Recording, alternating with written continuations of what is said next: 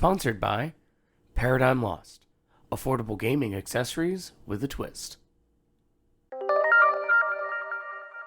The legend tells of three mystic crystals fated with lack of knowledge.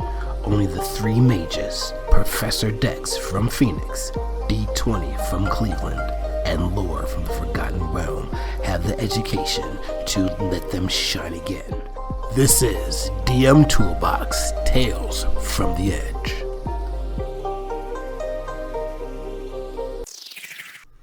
Hello and welcome for the first time ever to DM Toolbox Lessons from the Edge. I am one of your hosts. I am co-host. There's three of us. I am D20 from Cleveland. My name is Dr. Dex from Phoenix. And I am Lore from the Forgotten Realms. Because we don't know where this nigga's from. But seriously though, our goal here is to teach up-and-comers, new players, new DMs about role-playing, about Dungeons & Dragons, about RPGing in general. You know, we are here for you. So not only are we going to have conversations within ourselves about, you know, how we see the gaming world, but hopefully teach you a thing or two or three. So today's first topic is, what is role-playing? What is role-playing to us? You know, is it a video game? Is it a tabletop board game? You know, what actually is it? So I'm going to pass the mic over to Dr. Dex. What is role-playing? Well, you know, let me ask you guys a question real quick. How long have you been role-playing? Officially as tabletop or like period? Period. Oh, childhood. Yeah, since like kindergarten. And that's exactly it. You guys are 100% correct.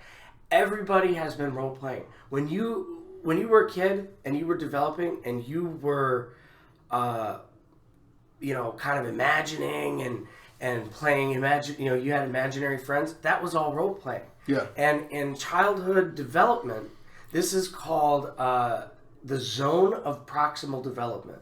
This was invented by Dr. Vygotsky, and he kind of came up with this theory where children, they mimic the behaviors of the adults around them to learn how to be a human being.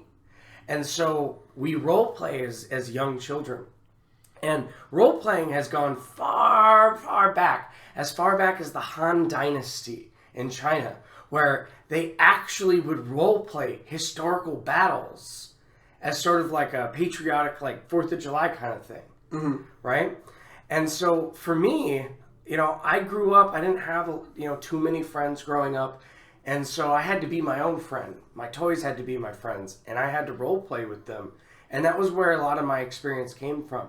I started watching stories and reading stories and kind of learning the tropes of how characters behaved in stories. And I want to apply that to my toys, or when I would make believe with my friends.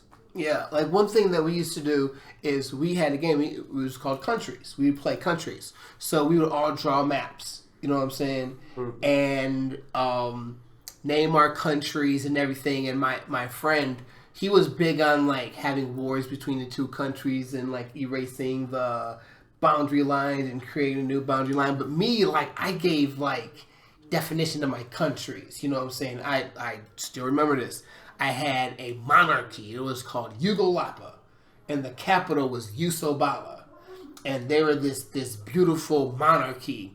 And there was this poor country named Malardo that the Dasamila demons would always try to invade, and Malardo had no army, so Yugolapa always had to send in reinforcements to keep them from overtaking Malardo. And just the stories that I would make, like I have this like 6-chapter story called the Nemesis Saga, you know what I'm saying, about honestly me being the central figure, and as you said, like not having a lot of friends, not having a lot of family around. Like, both of my oldest siblings are 11 years older than me. Next is 7. Next is 5. You know what I'm saying? So when I'm 7 years old, they're 18 years old, going to prom, moving out of the house. You know what I'm saying? So I had me to entertain myself. You know, I was there for me. You know, so when like role playing as an adult, it's like I've had this creativity to, you know, like role playing isn't talking in funny voices. Hello, my name is Fang McGee, or hello, my name is Amber Crabgrass, and I'm silly.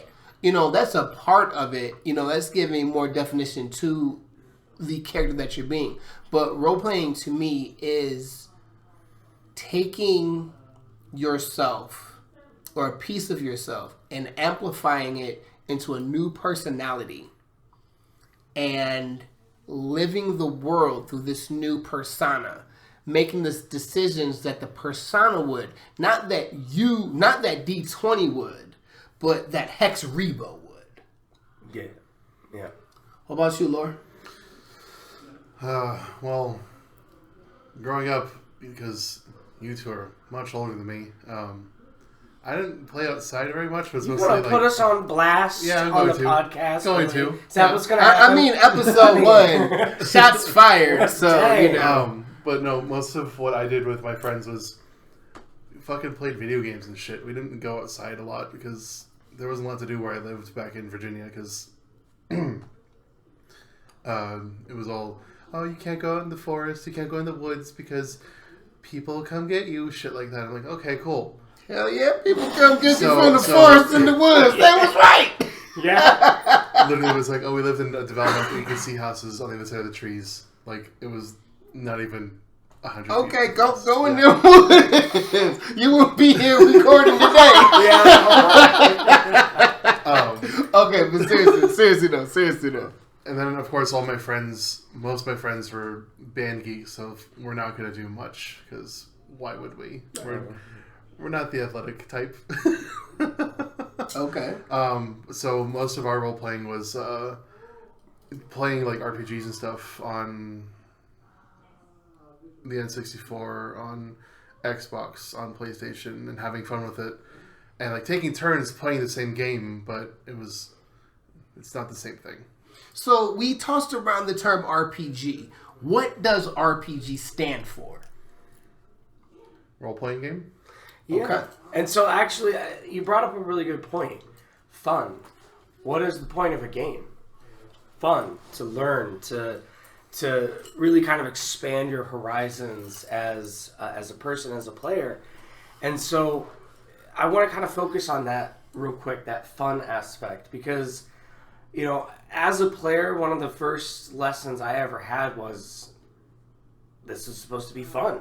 Yeah. And, you know, when I first started tabletop role-playing, which we'll get into that in a second, I just tried to win. I tried to beat the game. I tried to be the best player. And I don't really think that's the point of role-playing. I don't think that's the point of playing a role-playing game. And it was a hard lesson for me to learn, but let's talk about what that tabletop aspect is and how we can have fun with it. All right, like branching off of you, before we get into the skinny of it, like I watched videos on what to do at a tabletop role play game table, and it was explained to me that there's 3 facets. You have your dungeon master / game master / storyteller, the person that's running the game. Okay, they are explaining every aspect of the world to the players. Part 2 are the players themselves. They live in that world. So the players would listen to the storyteller and ask questions. I'm standing in a forest. Are there maple trees or are they evergreens? So they're helping build this story. That's why it's called co-op game, because cooperative. Mm-hmm. The DM puts in just as much effort as the players do. And then, at the same time, as we're talking about winning, there should never be a winner or loser in a tabletop roleplay game, because it's a cooperative game. It's not like Monopoly. You know, you're not trying to kill all the other players. It's not like tic-tac-toe where you're trying to outsmart somebody else. It's a cooperative game, you know. So that's one thing I wanted to state about tabletops before we get into the next topic. Well, and I absolutely agree with that. And we'll get into what a GM is in the next episode. But, you know, the GM, you're right. The GM is like the director. They set the stage. They give you a description of what's going on. But it's the players that really write the story. The players really, they come up with the dialogue. They come up with the interactions. And that's why, you know, I think one of the biggest mistakes in a lot of DM, Dungeons & Dragons community is that it's all on the DM. That the players don't have to do anything but roll dice. And that is absolutely not true. It is a cooperative game. That is correct. That is correct. Well, yeah, especially coming from playing in a more standardized version of the game where players literally just come in to roll dice at your table. It's boring because they don't input anything into the story. So you're sitting there as a DM going, okay, I'm just going to keep leading you along the path because you guys just want to sit here and roleplay. Or when you have players who actually want to sit there and contribute to your game, it actually makes it more fun and you actually get more out of it as both the DM and as a player. Mm-hmm. Where I've had games where I'm literally sitting there for 4 hours pushing them to a certain goal because otherwise they wouldn't do it on their own. Now, would you say it's more important for the DM to show players the inspiration for their characters, or should the characters show inspiration to the DM of what to do? For example, I'm the DM, and there's a castle I want you to storm, and I say, you know, don't at me, Nintendo. Princess Zelda is in the castle, and you need to get her.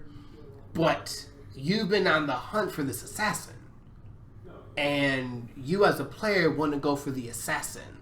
So it's just as important to let your players go for that assassin, while at the same time emphasizing that the princess in the castle is just as important. My question to you would be this. To answer your question, I'm going to give you another question. So that's how I am. Question with questions, are we? The hidden meanings within the hidden meanings. The question is what's going to be more fun for you and your players? That is impossible to answer. You're absolutely right, because the players create their own fun. The DM creates their own fun. Let me steer this into this direction. We talked about when we were kids, when we invented things up, we played imaginary games. But what is the classic issue that always happens? Well, I got you. No, you didn't. You didn't get me. So that's what. Yeah. Force field. Exactly. Exactly. So that is what tabletop is. This is what a tabletop role-playing game is. You have that imagination. You have that imaginary game. But what is added to it? Mechanics. Mechanics that allow for fair play. So for you guys, what is that tabletop role-playing game? What is fun for you? Well, like naming actual games specifically? Well, not necessarily actual games, but what is fun to you in a role-playing game? What part of role-playing is fun? Why should our audience care about role-playing? My number one thing that I love most about role-playing is not being D20. I can wrap myself in a character. Like, I can tell you, like, in one of my campaigns, I'm playing Madam Kiwi of the Greywood.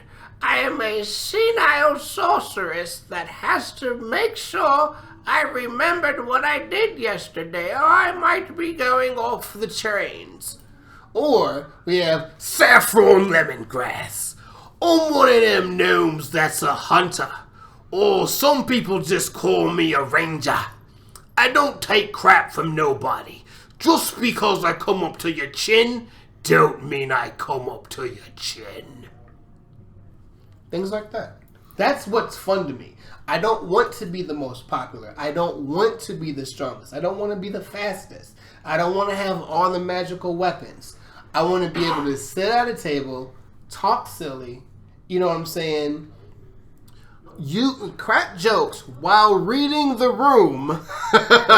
All jokes aren't funny, and if you're not landing them, kind of quit that. But that's what's fun to me. Just immersing myself in a character, really paying attention to the storyline, and just doing things that my character would do. Like, for example, Amber Crabgrass, she's a druid, okay?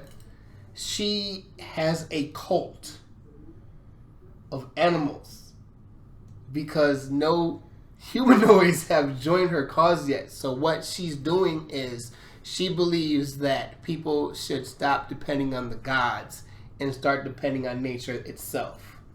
You know what I'm saying? So she's real big on animals and animal safety. And like one of her quirks is she doesn't understand buildings. So she always camps out at night, And just small things like that. I watched this video. And it said when you make a character, take two polar opposites. Take two things that don't match. Stereotypically, elves are great wizards. Dwarves are great fighters. Humans are great everythings. But why not a halfling who is small, who is slower, who is weaker, be the knight in shining armor paladin? Riding in on a white pony because he's too small to fit on a horse, carrying a trident. That's who Hex Reba was. So what it sounds like to me is you really like sort of filling out that minutia, developing the character and filling them out and making them a real, like, maybe not necessarily a real person, but a real person in that world. Yes, definitely. And so, and that's actually one of the most wonderful things about role-playing games is they're so, you paint with such a wide brush. There's a reason why there's three of us here. It's because there's so many perspectives when it comes to why people love role-playing games. And for me, I want to have an adventure. I want to Count of Monte Cristo swinging around on chandeliers and beating up the bad guys. Right. But I also like having a story that kind of like what you were saying, subverts the expectation, kind of goes into existentialism and why are we here? Because to me, a character is a facet of who I am, and I'm just amplifying that kind of part of my personality into their own person. Right. And to me, again, that sort of having that adventure with that person, doing something that I could never do as, Professor Dex. I can't jump around and swing around on chandeliers. I'm too old for that. So, that's really what draws me to role-playing, is being able to do things I can't do, live lives that I can't live, and sometimes it's kind of fun being the bad guy. Yeah. Especially as a GM. What about you, Laura? I hate you. Ew. The bad guy's a GM. Trouble in paradise do we have? Tomorrow? Yeah. Coming up with the same thing, like, for me, role-playing, I want to have a story. I want us to be a part of a story, to be part of something bigger. When I first started playing, I was like, yeah, let's do this, and, like, combat's really fun. I like the combat thing. And then as I keep playing, I'm like, combat's boring. I want to do the crazy bullshit shenanigans, like you were saying, swing around for chandeliers and shit, because that's the fun part. Doing the crazy shit that you can't do in real life, but doing it in the game, even if it requires, I have to roll a d20 to make it whatever. It's fun. Yeah. I mean, and then I have characters who I've created who then someone killed. And then they still live on because of just the crazy bullshit I did in game. I still have characters that still are talked about 6 months later. Yeah. And I haven't played them for 6 months. And that's, you bring something up that I actually we're going to discuss in another episode, and that's being part of something bigger. So, if you're listening to this, obviously you have an interest in being a DM or a GM. Dungeon Master, Game Master, right? This is the DM's toolbox, right? So, when you are the DM, one of the things that's going to be your responsibility is your table. Part of role-playing is making sure that your little community of players is... it's a safe place to be. It's a fun place to be. And what you're doing when you're DMing is you are creating something greater than yourself. And every player, every DM at your table is going to be part of something greater than themselves. Something that's greater than the sum of its parts. And you'll find that one of the best rewards for role-playing is the friends you make along the way. Yeah, I mean, like, I know we're being silly about it, but seriously, like, I have run something called a one-shot. What a one-shot is a role-play game session that starts and ends on the same day. And I'm running my session. I got the people at my table. They're all having fun and everything. After the game was over, the table that was next to us, I was playing a completely different game, comes up to me and said, "What the hell were you guys doing? You guys just look like we're having so much fun." And I was like, "Oh, we're playing this role-play game. This is a podcast. We're playing Dungeons and Dragons." At me, Hasbro. I'm just kidding. We're playing Dungeons and Dragons. I was like, "Oh, I've never heard that before." And it's funny because the stigma that RPGs have. Oh, it's played by nerds in their basement that they're 48 years old drinking their mom's Coca-Cola. Like you have any Doritos? Right. I need Cool Ranch, Mom.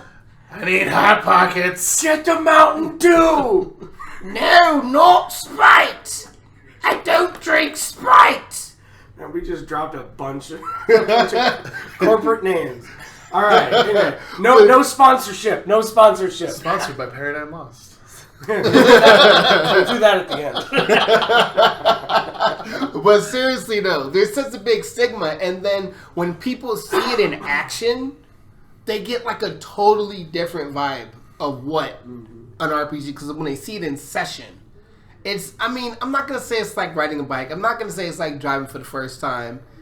It's like when you play an RPG video game, I don't feel like Final Fantasy. I don't feel like the character. I have a controller. I'm pushing buttons. I'm not them. But in an RPG, tabletop RPG, I am them. I get hit for 12 points. I'm like, oh, that hurt my chest. Oh, man. And then it's like, you'll have players be like, oh, I got hit for 10 damage. Okay. And then I'll be like, okay, I got hit for 10 damage. Like, am I still holding my sword? Like, did I get that hard?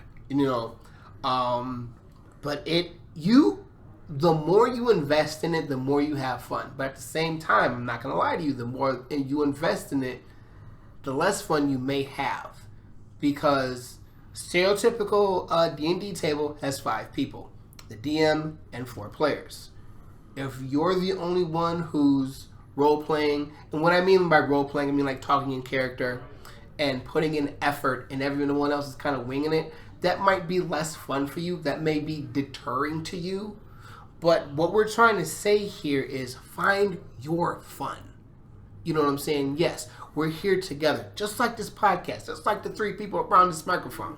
We're all here together, but we see things 3 different ways. You know what I'm saying? Put in the amount of effort that you're comfortable with. Use the voices that you're comfortable with. Play the characters you are comfortable with to have fun for you. Because at the end of the day, when you leave that table and you have that smile on your face and say, I had fun today. Not Jimmy, not Billy, not Jan. I had fun today. That what makes a good RPG experience. I absolutely agree. And to go off what we were saying a little bit before is, there is no way to win a role-playing game. But there is one way. And that's if at the end of the day, when you walk away from that table, everyone had fun. And you come back the next week. You come back the next week. That's a win. That's how you win. And so I want to kind of get into the meat of this. What are some role-playing tips you have for GM? So, like, for instance, I have one right here. Honestly, what I find is, especially when you have a new group of players, maybe some of these people have never talked to each other before. You don't know. Maybe you just had to sign up in your local game store looking for a group, LFG. And a bunch of people show up. I had a bunch of kids show up once. Mm-hmm. But the thing is these people don't know each other. You don't know them, but this is your community that you're starting. So it really helps if you break the ice. Do that first silly voice. Do the first role-playing. Play the character. Kind of play that old man who has all the knowledge and he's wearing a hood in the tavern. And then, all the players walk up to him like, what's going on with you? And you role-play that guy. They're going to feel more comfortable role-playing with you and role-playing with each other. But that's easy for you. Because I'm an old man. Who has all the knowledge. That's why they call me Professor Dex. Well, what's your take on it, Lore? What's your take on it?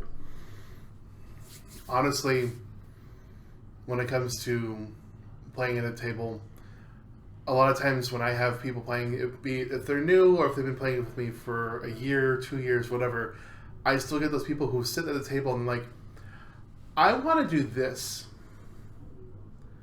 Encourage your players to actually role play what it is they want to do. Because a lot of times, like, I want to go talk to the barkeep and ask them about this. I'm like, okay, do it. Were we not just talking about that with trying to convince NPCs, non-playable characters, we'll get into that later, NPCs trying to convince them to do something? What were we talking about? We were talking about how people think that rolling dice and making a certain check is going to make an NPC do something you want them to do. Hold on. Which we'll get into later. But yeah, my thing is, I've had players who just sit there and go, I want to do this. Whereas it's a role-playing game, encourage them to play the role. Encourage them to actually do the thing they want to do. And talk to you as the GM who's playing that non-playable character. Have their character talk to yours and interact with them. And when it comes to that, it actually starts bringing people who haven't played the game before out of their shell and actually gets them to play the game more.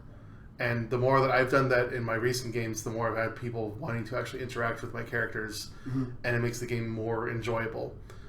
Whereas I still have players who refuse to do that, and at the end of the session, they're just like, oh, I didn't do anything fun, it wasn't fun. I'm like, because you didn't make it fun. You sat there. Which is what we were talking about. And you had something to say. One thing that I do is like, I try to be comedic in a tame way. And like, I won't be, Amphitryon, lemon bottom, round tree, goggleby. You know what I'm saying? I'll have a name like, Topper Bottom, or Dr. Hemmenworth, a simple name. And one thing that I'll do, especially at the beginning on session 1, I talk to people like I've known them for 10 years, and I will force interaction in a non-mean way. For example, one shot that I do is King is standing on his court. He's addressing his subjects. There's been a disturbance I have not heard from my daughter for weeks now. Who upon you is willing to go forth to the next city and check on her?" And I'll stop. And if you don't say anything, nothing is going to happen. So one of my players would be like, "I will, sir. My name is Squeeb McBride. I am a bard. I like talking to people, so yes, I'll help you with your daughter." And then someone else will say, "Oh, he's going to need my help. My name's Buff McBuffkins. I'm the buffest buff person in all of Bufftown." And just, as you guys are laughing, that breaks the ice, And do I go over the top? Hell yeah, I do. I'm a fucking DM. You know what I'm saying? Of course I'm going to go over the top. Why? Because I need you to smile. I want you to smile. I have fun being silly. I don't want you to be like, "And then you walk into the store. You turn to the left, and there's a box of Frosted Flakes. You turn to the right, and there's a box of Corn Pops. What do you do?" No one wants that. No one wants that. Yeah. Not the Corn Pops. You want the Frosted Flakes. Right. You want to hear, you walk into the store and you're showered by golden nuggets of Corn Pops cascading from bursting boxes of cereal. For they're coming to your knees. You won't be able to breathe soon. That's way more engaging. Well, and you bring up a really good point, and I know we keep hammering this point in. As you play, you're going to find your own fun. Mm-hmm. You know what I mean? You guys are going to... The first time, it's not like riding a bicycle for the first time or driving a car for the first time. The thing is you're going to find your own way of doing it. Just like there's 3 perspectives right in front of this microphone. You as the listener, you're going to have your own perspective on gaming. You're going to find what makes it fun for you. Now there is one thing that we should touch on when it comes to finding your own fun. And that is the dark side of DMing. Should we save that for the second episode? I think, yeah. Give a little cliffhanger. Cliffhanger! The dark side of DMing. And then... No! Alright, man. This is good. This is good. But, do you have any last things to say? Yeah. Remember, play with your heart, achieve with your mind, and don't forget to be excellent to each other. Alright, y'all. That's from Professor Dex, D20, and Lore. We out, y'all. Peace. Want to GM? Looking for a group? Join the Lost Society, the nexus for games and players like you. Links in the description.